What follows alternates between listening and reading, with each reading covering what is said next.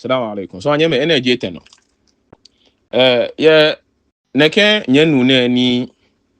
hecheke nye. Hani le gboma de san ntie jegbomo suno. Ekoko ne yueji. Moko bete shine ni wo kun otu yan ale. Ye mo shijino. Ni loko bete shine wo kun otu yan ale. Ni imam neke le shine edimo eje ka bi la keshi. Le ke me fe ne echo subject ko me na yo islami. Ne echo topic ko me ye shishina acho. Si le hu boli to meaning ke hecheke nye nu atu heko na akechun atu gbeko no na akechun awie ke akun to ha mo go nupa efe nye nu teshi de nche islam ni ya no teshi bode nche oli because akeni bode nche ko le oyaku islam su ko eko dan ole ye bi ma say ye islam ye wo bodenche lepo ke linelo ni oteshi bodenche po ole ami shama have example no na keshi ona nyemeni nye fi ona kan no ne fi pe man maka nenye na kan meni nye ke he cheke nye fi ona no nye fi ona manye maka nenye yen wa bia na no na meni ke wo yo jogba ni wo ka me yo jogba ehi ameka nemu shi ye meni ba hinshi ni wo ba ni na ke gbe kan bi kashi be ni wo ba chon obla hin ama chon ba mete me kome ni wo ka me ishi ojo gba denche ni wo ka mete me pon yo lololo ama have example le ama cho ga kwata emi leji mala Imam Isa Aminu niji wo blema chief imam teshi chief imam wallahi kiasi 2014 numo ebe wale she teshi ehie wo se no we wa fi seminar eteshi ehie wo se ni topic ne ba we here sunna against bid'ah ne chon beni atwata ha ewo wo ngasan wote me ko privately ne chon beni sane wo hie wo ha ne ken wo nye me ko me gama na ati dani e chon se eka wo hinshi ojogba egbe wo mene ni ke wo yo ne wo ye a video wo ye wo kele picture onu shi nike wo ke wa agbele shi wa bote wa aka usmi inshallah wo ke ba chon wona mala Isa Aminu wona ke le hu attention mo ko benu wa ke shi le ko ba compare whether Arabic Jew other languages Jew mini Jew tele Jew ka ka mo ko ne che Jew amete mo ko be meni o cho meni na me bomo to ne by force bomo ni ne jen anto ke na agbai ni je enyu gbogbenu ha na mejeje ni ne ke ni a play mo hia imam say hia mo ke ni a play mo ha na me fi bi na me fi Diamete mo go to pendile. Shona leke wo hin show jogba. Ne fi wo so jogba. Egbemeni amedomo wo so jogba eko. Na mo eko money channel. Ona mala abukati. Nyumbo afu ya afaban. Mala Isa Aminu le nyumbo anhala ejole. Ye gbonyo bumi. Mala abukati keje benele wo keje wo buken biash. Keje benele wo. Eke wo yo jogba un kabashi biane jano ko no wo biile mala bukati jano no wo biile ona ke la at least e ka to me na me fe scholarly work fio ni mami mala bukati ye ka che menyo edomo mi ka che me ten edomo mi eke wo yo jogba kabashi biane mi to ma to ba mi na ken gbe on eyin mi amekanimu mala Ibrahim Congo ke papa babu shaka nyumbo ejona le mala Ibrahim Congo le nyumbo ni ne afu ya afaban le hu teshi ne ni teshi form abia lo gama form abia teshi ne wo ba na mo ko ni le Quran kan motomole o lo pashi bia ni e ma woji hu ona ka to academic work say hu ona mala Ibrahim Congo eje wallahi efia ne ya e ka wo hwe chichi ye hila samio ye hewa nani no fia na e ka wo hwe chichi ni mo afu ya afaban e ka wo yo jugba amaba ni ne le kono ba ko blano isi di oblano leji ni ne ta cho lete mala Alhaji Arafat chama le onke je wo gbe ke bi asi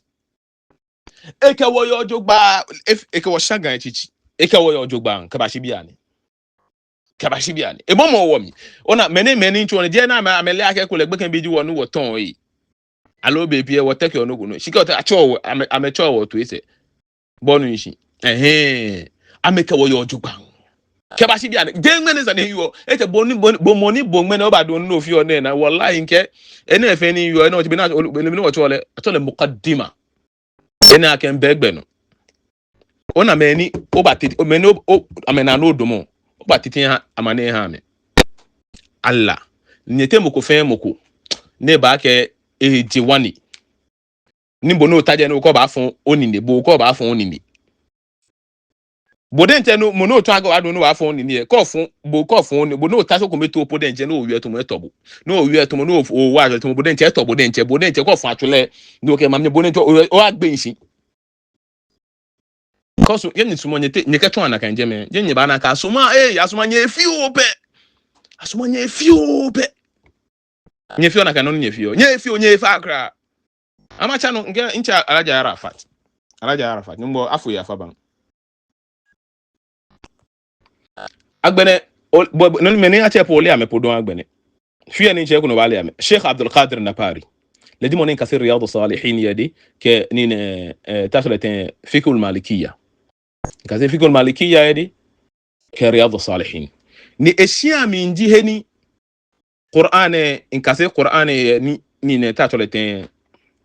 oni ni shiwaye Qur'an mi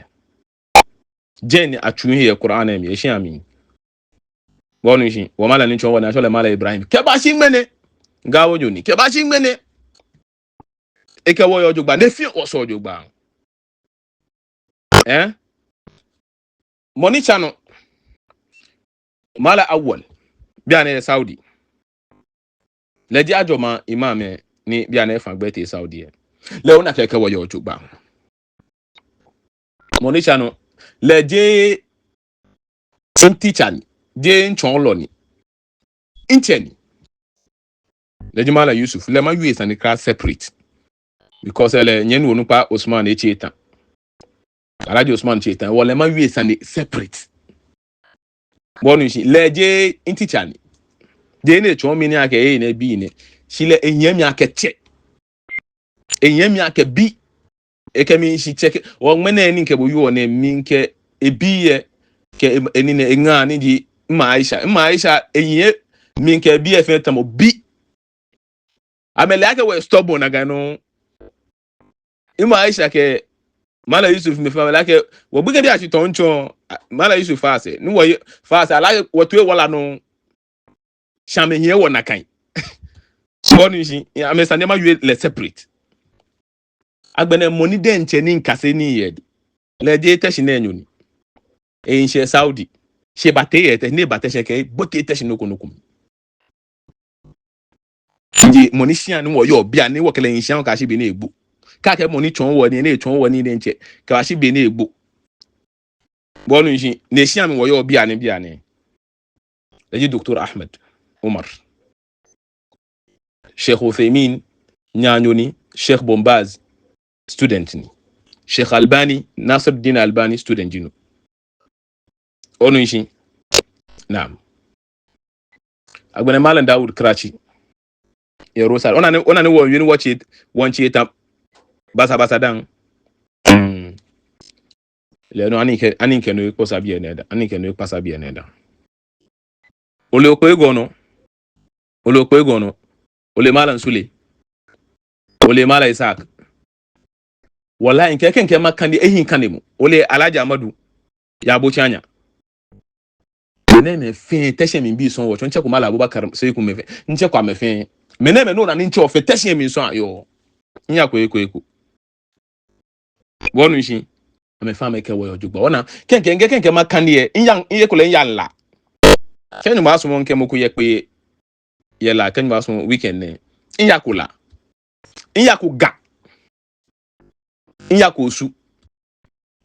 inyakonungwa bo olemeni kewo yojugba nyeme nye fiu ne na banya kan nye ni momofon ne gbomode sa ne choko gbomode gbomo e cheke nya gbomode nte etu efun gbomode nte etu efun ko gbomo yin wa ke shitani ni peji me nye fiu no nye fiu wo kaka pa mo fi amohi ni oye no ojomo sheje me no ba wi eje ni onu yin